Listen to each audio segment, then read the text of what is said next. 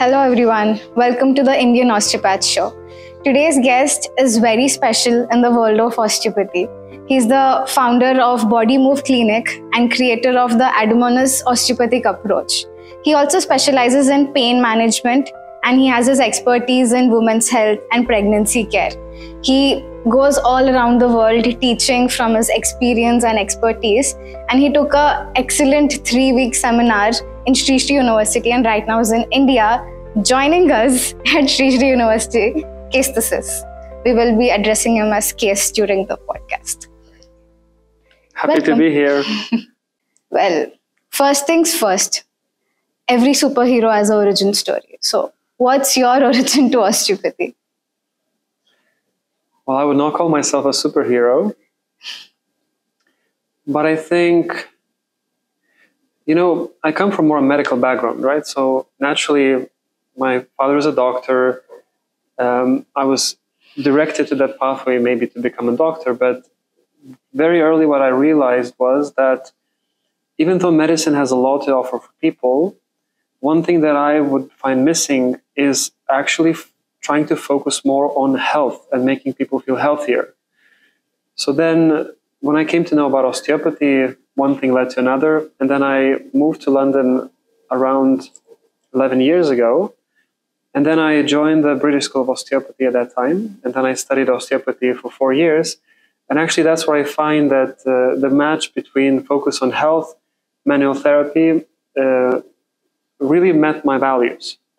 And then when I started studying, I really found that this is exactly what I'm meant to be doing. And, 4 years later, I started practicing and then everything started from there.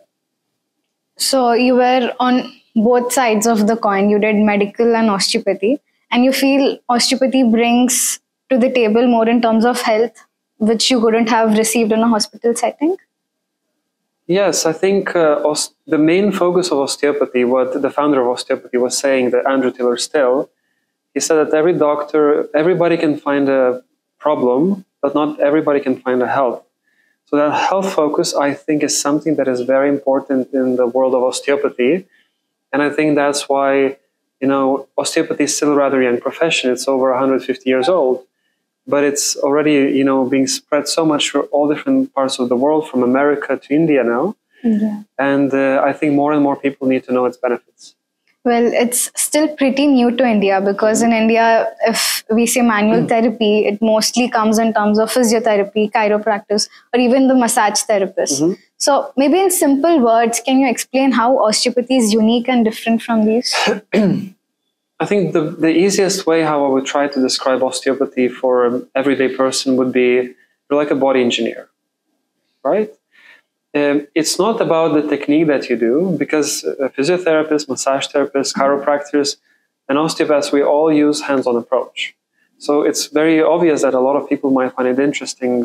So what is the difference? But osteopathy, you need to have the knowledge of interconnectedness of the whole body as one mechanism, like one unit. And when you have a problem or pain in the body, instead of just looking at the area which hurts, you try to understand all the links associated with that pain. And then when you're treating the body, you're not treating it as one local area of problem. You're treating a body as a whole. And that wholesome treatment can make such a tremendous shift in such a short period of time. And we had this in the training where we actually took a challenge, like 2-minute challenge. And we had different people coming up with different pains. And they had all these approaches before. But it suddenly, just 2 minutes of osteopathy could make 80% of improvement in pain. And I think this is what is really valuable for every future osteopath and present osteopath to learn. Yeah. And that's one of the reasons why I call you superhero, because I was seen in the seminar where the person who used to play basketball, he was like just able to lift till here and it was painful. And you just treated 2 minutes, maybe, the right points, like how you said, it's more integrated. And he was like just able to do this completely. So. And he had pain for like over a month, I think, or a few weeks. If someone just looks at that segment, they would, maybe see like, oh, that's magic. They would not understand the science behind it.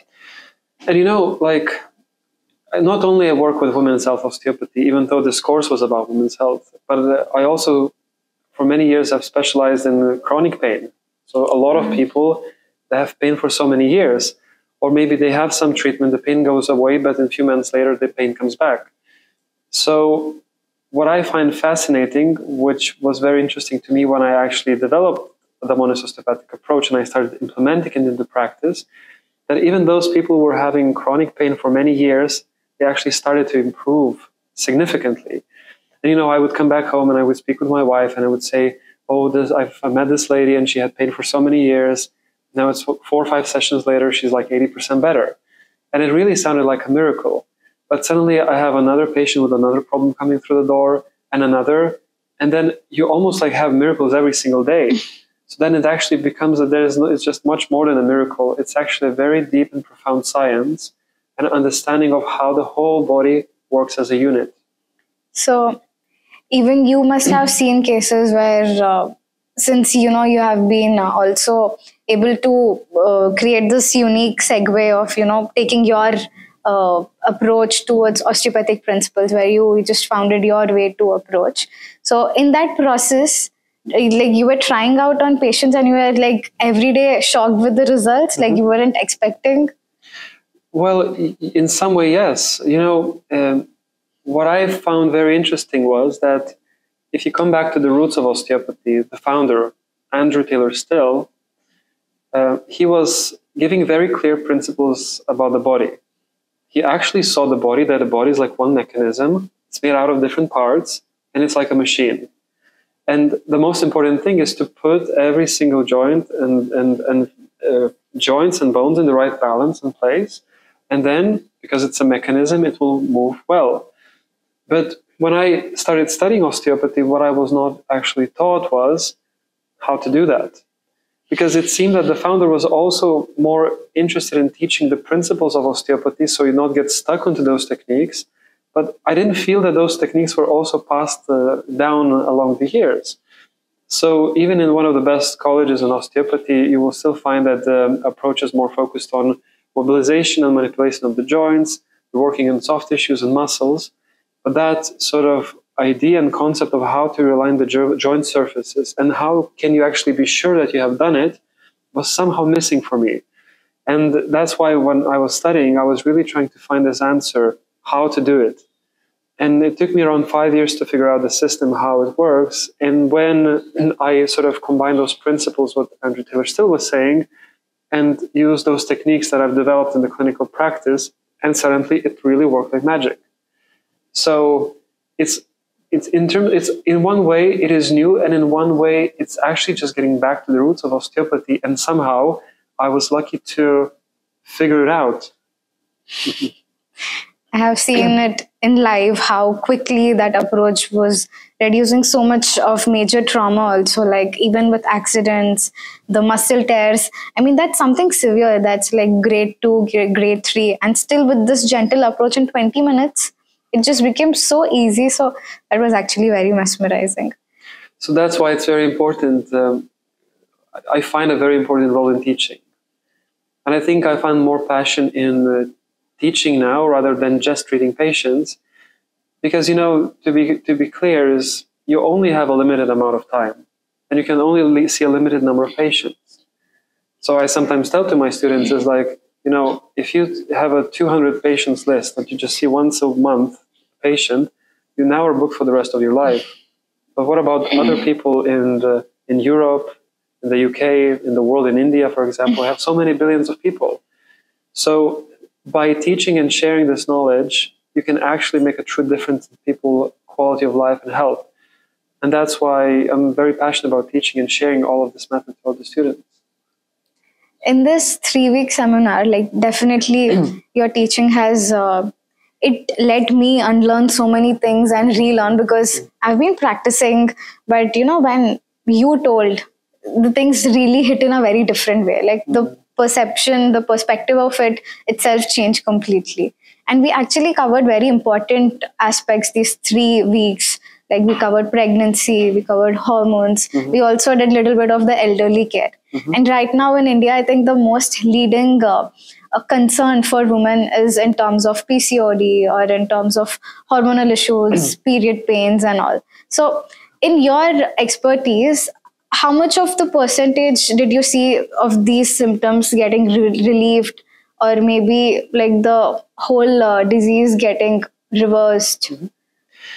So I think maybe what is good to be very clear is in osteopathy, all great science initially starts from clinical observation when treating patients. So for example, when it comes to actually treating chronic pain, musculoskeletal pain conditions, we actually do have some research to support that osteopathy can work with that. And then when I'm applying my approach of restoring the balance of the body, you can actually see quite a tremendous results. So when it comes to treating women and women's health issues, surely I've noticed in my practice that the period pains get much better. Like from 8 out of 10 every month, it can go to like 3, 4. Bladder problems and incontinence issues, you can actually help to improve them so that, women can actually feel much more comfortable going out, dancing, and just living the comfortable life. Pelvic floor pain, you can also help. Pregnancy is also very important because in osteopathy, you're not just looking into just relieving a little bit of tension, but you also want to ensure that mom has the most healthy delivery possible. And if there are any restrictions in the joints or tissues that are stiff or tight, that might also make the delivery process a bit more challenging. So in my clinical practice, I have noticed that all of those things can actually get better and improve. But again, that's what I said. When you start something, first of all, you start from noticing what works. Then you start sharing, and osteopathy is still quite a new profession. Yeah. So we need more research. And I think the most important thing is to see where it is, to start sharing and seeing how it can actually help women. And then later we'll start adding more research to actually justify what works and how, so that more women over the world can be helped. That's true. And in fact, in pregnancy, most women, if they're having a lot of discomfort, they would just think it's because of the expanding uterus, their expanding belly. And they would think it's all physiological, it's normal, part of the pregnancy journey. And any mobilization, if they listen to something like osteopathy or some mobilization, they would feel it's very unsafe to do that for the baby or, just in general also. So how would you break that misconception which most of the women have, that they have to live in pain, that pregnancy would be tough and they shouldn't be reaching out to any manipulation techniques? I think one of the important things that we teach in women's health osteopathy, we actually spend a lot of time in, is actually intuitive approach to treatment. Intuitive in the sense that you really can, when placing the hands on the body, you apply the minimal required pressure to achieve the maximum required result. So you actually create a safe space where the techniques are very gentle but very effective for women. And whenever a woman comes and she experiences that very direct, effective contact, yet very gentle and light, it's a very unique balance. They start feeling safe, and you can actually see that they start to relax and trust the process. But of course, there are a lot of people who work in a more harsh way, which is a bit more frightening. But I think every woman should know that if you find a very good osteopath who is trained in women's health and pregnancy care, they can gain so many benefits. And actually, before I came to India, I had a conversation with one of my clients, and she had a baby. She had a baby around 1.5 years ago. And then she was reflecting on this journey of her pregnancy, and she told me that, Kes, one of the things that I was very grateful for is having you helping me out through the pregnancy process. Because treating pregnant women is not just about, managing the pain or making them feel more comfortable. There's also a lot of communication, education, support. Women have many questions during the pregnancy. They may not know the answers. They might not know what is the pregnancy plan or what might be the things to think about at every week of the pregnancy. And then you can help women to answer those questions or rationalize some of their fears, so that maybe the doctor said something, you can explain in different words because you have more time with them, what it really means. So I think it's just, again, it's more than sum of its parts. It's not just about treating pregnant women's complaints, but seeing a person as a whole person with body, mind, maybe even spirit connection, and then addressing every need as it comes along during the session. I have one such story. Like, I was assisting one of my close relative, you can call, in her water birth. So the midwife we had was from UK, and she was very sweet. She knew what osteopathy was, and I was giving her osteopathy sessions. She was almost 41 weeks, 5 days, and she was like, "I'm done now." And I was actually giving her osteopathy sessions, and after that, the next day she went into labor, and I was there the complete time. She opted for water birth, and that has made smooth in terms of her pelvic opening also, and it was an encoil birth as well. So I have seen live for the first time that having an osteopath in the birthing room, how much difference it could make in terms of them to undergo that process, in terms of the pelvis opening. Like her labor duration, like being the first time mom, it could go up to almost like 16 hours, and it was 12 hours. So it has decreased. I mean, in that the active labor would be even for a shorter duration of time. So, and she just had like a minor perineum tear. It wasn't big also. So, all that process. And the midwife were also very understanding. The doula was also there. So, they were like, just push. They were like, just breathe, let it come naturally. So there I actually firsthand saw how much of a difference it makes in the environment, like having a supportive group, like having a tribe, be it gynecologist, be it a midwife, be it a doula or osteopath. So how they can all integratively actually support that process. Absolutely. And we have that is why it's called integrative care. We have so many different specialists in healthcare. And instead of dividing, like, I only do this and I only do that, we should find a way how we can integrate and get the best out of everybody. And then also to add to this, it's not just about, the birth and preparation for birth, but one topic we should also talk about is what happens after labor, right? Because there's a lot of changes, a lot of recovery, but the body has gone through a lot of changes.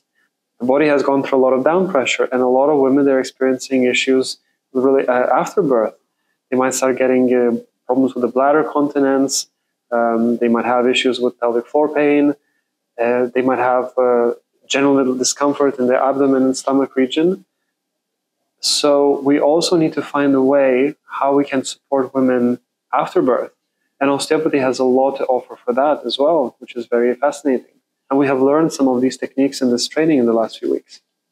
So most common issue which I've seen after giving birth for most of the first-time mothers is the responsibility which gets added on, which they were not prepared for. So, be it postpartum depression or the anxiousness of, just feeding the baby every 2 hours, no sleep, and they have to take a break from work just 6 months, and then they have to go back. So actually they don't get the time to rest or recover.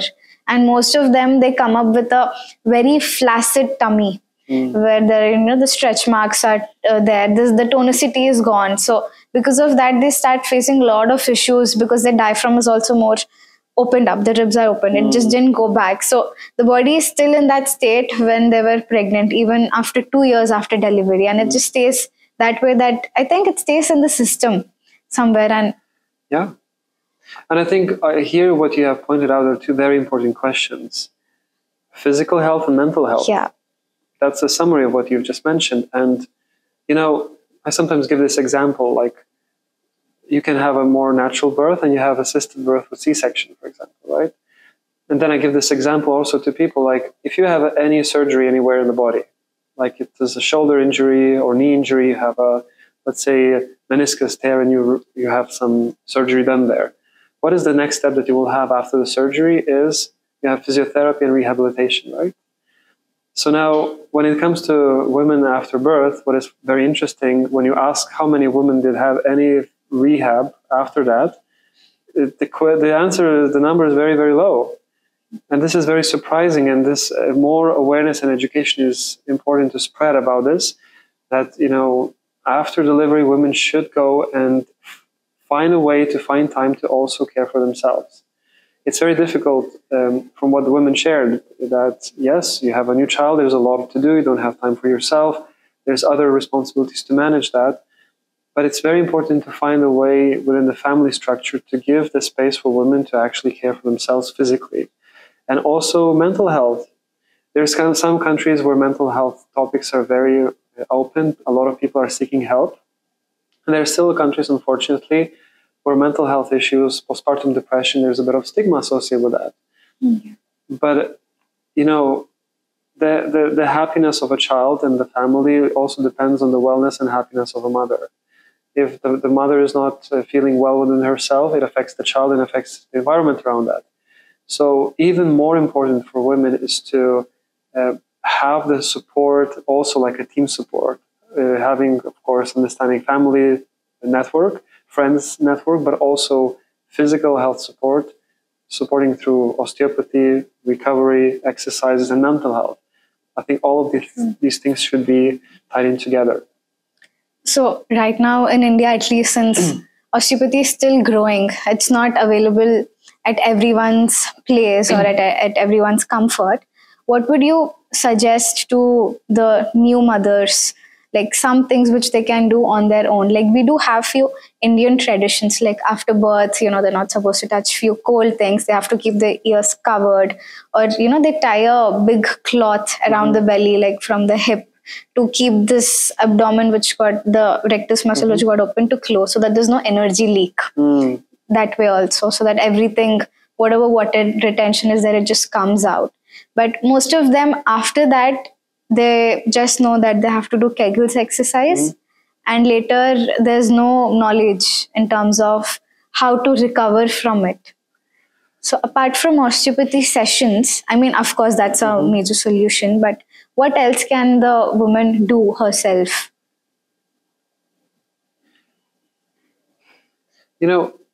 I probably think that there are other professions, even within India, for example, that women can seek help to. There are some really good physiotherapists, that you can also find for the time being. I think generally the first thing is to actually, even before you give birth, to schedule an appointment maybe 6 weeks down the line with somebody that you would not miss. Because I noticed that if this doesn't happen, life just gets in the way, and then women forget about themselves. Yeah. So really finding somebody good that can help you, to examine you, to check that everything is fine afterwards, and then maybe even start doing some exercise with somebody that you actually trust and has very good recommendations. I'm saying more like very good specialists. And then also, it is very small, I know that, but I think that osteopathy is going to grow much more in India very soon. And, you can fly everywhere in India, so even coming to SSU and seeing students who have been trained in this will be so much helpful for them. Yeah. I actually see that, people are just waiting for more osteopaths to be graduated because the kind of health we provide, I mean, it's not just putting them out of the discomfort or pain. They're also living more healthier lives. So they want that kind of care which we are providing. So they're just waiting to have it in their vicinity. So I can actually see a lot of growth and, experience in this area. But at the same time, what would your insight be for, science aspirants who don't know that this field exists, or, this could be an option since it's still growing? And in fact, in this November, we'll be celebrating 10 years of osteopathy in India. So I think the important thing, what we've noticed in the UK, because osteopathy has been there for 100 years, over 100 years now, is that it's really important to keep the identity of osteopathy. We should understand what osteopathy is, and we try to keep the root values of osteopathy as we go along. Because what can sometimes happen is when osteopathy tries to blend in with very typical evidence-based research patterns, instead of focusing on the whole body system, we start working more on specific areas of pain, and we're trying to see how osteopathy is something similar to maybe physiotherapy. But I think it is very important to see osteopathy as another form of medicine, it has its own philosophy. Ayurveda has its own philosophy. Chinese medicine has philosophy. Western medicine has philosophy, and osteopathy has its own philosophy. So maybe sticking more to the values of what osteopathy is and trying to develop a clear communication to the public, and at the same time working on research and creating good quality research on how osteopathy can help people. I think this is very essential in the beginning of osteopathy to create good foundations. And I think one more thing I would add is collaborating with current medical professions. Instead of seeing this as, oh, medical professions are separate and we're separate, actually we can complement each other so well. And even in London, if you have people after surgery, some surgeons will send patients for osteopaths and not physiotherapists, depending. Or if you have very chronic complex patients, you might actually, once patients have seen physiotherapists and it still didn't improve, you would see an osteopath, and that can help a lot. So that collaboration with medical field, I think, is also very important. Right.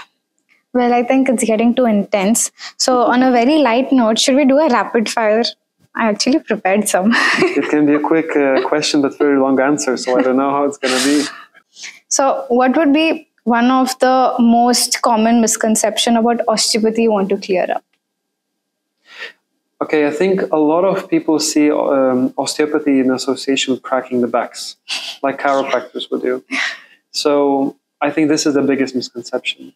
Some osteopaths do practice like this, but actually osteopathy is much more than that. Yeah, you're seeing body as the whole unit. Osteo translates to bone, so they think it's something to do with both. Mm-hmm. And what's the most rewarding part of your job? The most rewarding part of the job is when people who have been living in pain for many years, they actually start living pain-free lives. And when people, express their gratitude for the work and that it improved their life quality, it is actually very rewarding. Yeah. Their blessings feel too good. Like they're just pain-free. It's like, oh my God, I'm blessing you so much. You do well. And I feel so good then. What's the one thing the public should know about their own body? I think, first of all, they should just know a little bit more about how the body works as one mechanism. I think that's what people should know. Instead of thinking if I have a shoulder pain, people think we need to treat the shoulder. But actually, I give an example in my teaching that, if you have the domino pieces and you push one and so many domino pieces fall, the last one to fall is going to be your pain. But actually, everything else before that is where osteopathy has to focus a lot. So I sometimes say that, 95% of treatment on the body, it's not even touching the area that hurts. So getting a bit more understanding of how the whole body functions together, I think would be very beneficial for people. Right. Mm-hmm. So if your body is like a unit, so let's say if your body was a car, mm-hmm. which part of it would need the most servicing? It really depends. Of course, most people, the physical complaint that most people experience will be like lower back pain, neck pain, and shoulder pain. This is very common, but we also need to remember what type of car. There's a family car that stays in the garage for a week, and once a week they go out somewhere. You have a racing car where you need to perform a lot, and you might also have a tractor that needs to do a lot of heavy lifting. So the beauty of osteopathy is you can actually adapt the treatment to the individual person's needs. And if you have a Formula One racing car, you might actually do treatment even during the intense physical training or athletic performance. Whereas if you are having a person who is living a more sedentary lifestyle, you can find a way how you can support that function of the body best to prevent pain from happening. Now, when you put it that way, it's more easy to relate. Which car am I driving? And that car changes probably for the same people might be driving different cars. And maybe just for a change, sometimes I might just take a public transport. I don't want to drive. Someone else drive me. Yeah, so then we need to service that on public transport as well. So, what is your go-to remedy for a tired day? Maybe not masala chai, but something else. In India, like masala chai, it's actually meditation. Sudarshan Kriya technique developed by Art of Living and Meditation is the number one thing that I do every single day. My life schedule is very busy. I treat a lot of patients. I travel across the world. And the one thing that keeps my energy high is Sudarshan Kriya, sky practice. You can learn it in every part of the world, and meditation. What's one simple habit for a better body health, like a healthier body maybe? I think actually there are a couple of things we should focus on. First of all, we should focus on our fitness levels and exercises, taking care of the machine, right? So osteopathy is really good for servicing and getting some gym and strength training, cardio exercises, stretching is really good for the body. We also need to understand what type of fuel we put in the car. So the quality of food is also very important. And then the driver, the mind, management is also important. So what I'm trying to say is if we can do some exercise every single day, if we can service the body to prevent pain from happening, if we can have good food and avoid any unhealthy habits, and we find a way to support our mental health, I think we're going to be living 99% healthier than most of the population in the world. So right now there are many people having different kinds of aches and pains. Like, what hope does osteopathy give them? Like, in terms of maybe percentage, how much relief or hope can it give? I mean, there's a lot of hope. A lot of hope. I have seen a lot of patients, and the patients that I tend to see can sometimes be very complex. And I like from all the patients that I have seen, out of hundreds of patients over the years, only maybe one or two were very difficult where pure osteopathy couldn't help to improve that. But I can almost say like 99% of the times, osteopathy will make a significant positive change. And for most people, it will actually help to resolve the problem. That's a very huge percentage, actually. That's pretty cool. And so maybe if you fast forward like 10 years into the future, so how does osteopathy look for you in India, like 10 years from now? I think it really depends on the growth. But I think if we have the good framework and we have enough people trying to learn something new like this as osteopathy, I think I would really love to see osteopathy at least in bigger states in India. At least one clinic per state. That would be really, really nice. And then we can expand from there. So you would have to come more often to lay down the structural work. Of course. Of course, that's why I'm coming here. So you have developed your own way of teaching also. And in November, you'll be taking a workshop on advanced spinal care.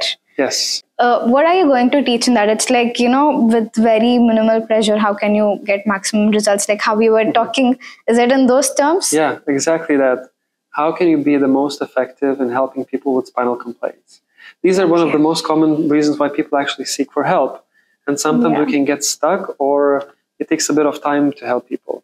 So to give perspective, we will learn a couple of things. First of all, we will learn how to diagnose pain when actually we see what structure causes pain. And we also assess whether there's something serious that we actually shouldn't treat and we should refer to a doctor. So we will learn that framework. Then we will also learn techniques to realign the balance of the joints and the fascia, supporting the whole spine from the neck to the sacrum and the pelvis balance, so that every single part of the body is aligned. And this really makes the recovery faster. It's like if we could get that result, like in 2 minutes, you can solve a person's pain that has been there for like a couple of months or years. I think that would be a really good outcome. So we will learn this. And lastly, we'll also learn some exercises that we can prescribe for the patients so that not only we can help them whilst they're coming to see us, but what can we actually give them so that they prevent pain from happening in the future. I think exercise is a very important aspect here because most of the exercises which people do, at least in open gym, and especially it's the elderly, it's very unsupervised and they don't have the right knowledge and they just do it in a different direction. I mean, you should see once. It is sometimes very funny. I get scared like, oh my God, you're going to enjoy yourself more. But yeah, I think that really helps because most often when it comes to an age where, like just 50, and you start having stiffness or something, then you're like, yeah, it's age related, it happens, it's common. But I'm like, no, it doesn't start that that soon, because before it was at least 60, 70, now it just came down to like 45, 50. Mm-hmm. I think if we add this analogy of the car again, it's like, if you buy a car or a tuk-tuk or any vehicle in India, what would you expect to do? You would still like to service it once in a while. Right. That, at least the wheels are pumped up, so it at least can function well. So what is interesting about the body, that we got this body once, but for 50, 60 years, we haven't had it ever serviced. But once you have serviced the body, you might think it's 1960 Ferrari, but it's still a Ferrari, and it can go very well. So all we just need to do is just restore the balance, and you can actually experience that energy and freedom of movement once again that you may have never, not experienced a long time. Now everyone can relate to your Ferrari analogy. Well, I think I have pretty much asked everything I had on my mind. I mean, there are a lot of things, but I was like, let me keep it a little short. So maybe let me ask you, what do you like about osteopathy? Oh my God. What do I like about osteopathy the most? The first part would be communicating with them, just listening to them. It really resonates sometimes. And then, after treating them and after seeing how the pain has resolved, and then again listening to them, so that is the best part. That is what actually gives me a lot of motivation, this is it, I'm on the right path. This is going to help so many people, this kind of care. For sure. And you've just graduated quite recently, you just started practicing, and you're already getting some good results and great results. And I think it would be really nice we'll see who listens to this, but if there are any people who are actually about to graduate and they're thinking what profession pathway to choose from, I would really, really recommend, exploring osteopathy. Because when I teach in Europe and other countries, sometimes in my group and audience, I see doctors and I see physiotherapists, because they also want to learn some skills to help their patients better. And what some people actually say is that osteopathic knowledge contains the center core where every other system that you have learned will be integrated well into that whole system. So what I'm trying to say is that osteopaths can also prescribe exercises. Osteopaths can also learn techniques how you can use dry needling. You can also manipulate the joints in the spine. You can do that. But other professionals cannot do what osteopaths can do. And I think even though it's growing new, the demand is also getting very, very high. And in India, what I've talked with you whilst I was here is, if you help one person to resolve a problem, there's so many people that know each other that they will just send 10 more people your way. And it's still more focused on the private practice. And not only the setup cost of a treatment room are pretty low, being a healthcare practitioner, but even graduating very soon, you can actually earn a decent living quite early on in your career, which is amazing, so that you can actually do more things and open up maybe your clinics in the future, etc. So I know that in the beginning it's challenging. People sometimes find it is going to be working for them, but actually I would definitely recommend at least coming to Open Doors at Trish University in India and just checking in whether that would be something that they actually like getting themselves involved into. Right.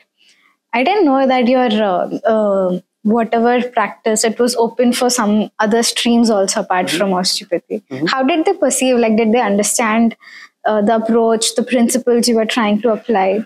Yes, a lot. And I just finished one training in Lithuania in August, and then we were receiving some testimonials from some of the participants. And then I had a rehabilitation doctor in Lithuania sharing his experience. So the course lasted 10 weekends, so there was 20 days in total.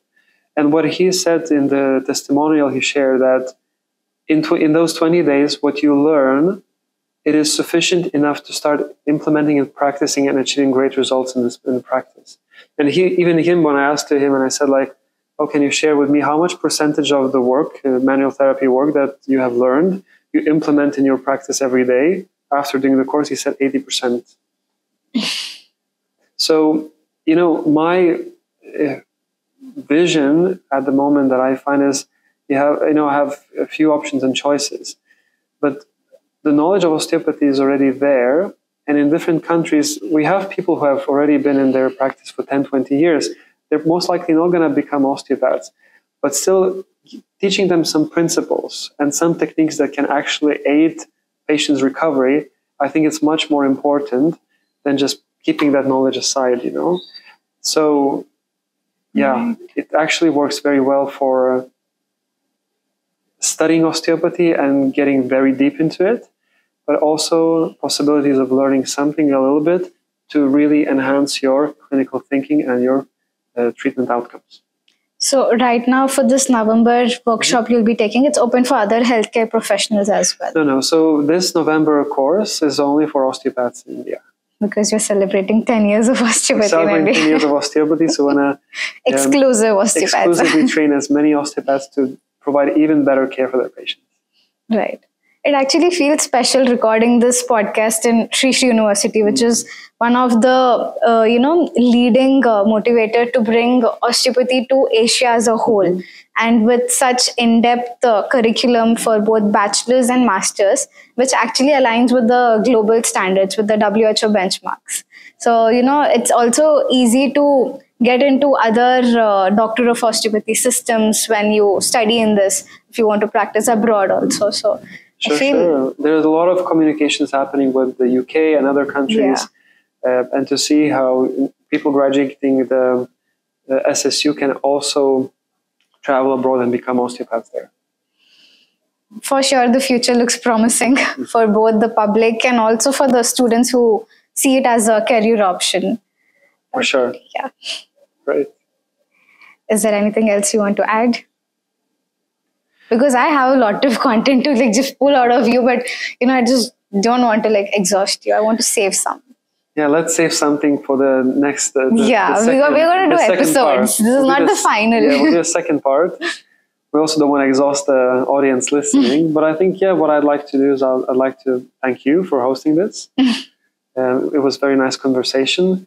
I'd like to thank Sri University for hosting us here for the podcast. And then we'll see each other in the near future. Yeah. I'm coming for the advanced spinal care. Amazing. So great. I'll see you there as well. Okay. Sure. Thank you so much. Yeah. Thank you. It was very nice talking to you.